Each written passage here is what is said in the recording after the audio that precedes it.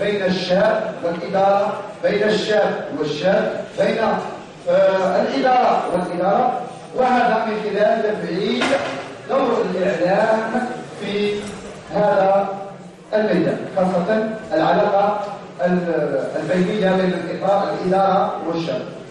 ونلاحظ حتى من المشكلة عندنا حتى من تصرف زيك كيف يقول عاد واحد يفهم ويا لا احنا لو كان نحبوا الشباب اللي راهي تشاهد الاساليب الاخرى للخروج المخدرات الخرقه الى اخره من خلف مجال الاعلام والاتصال في المجتمع تاعنا.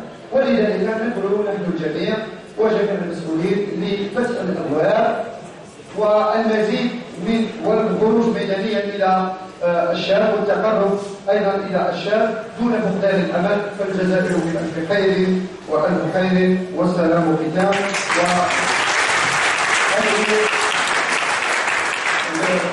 وكان وكيل الامر للشباب يقول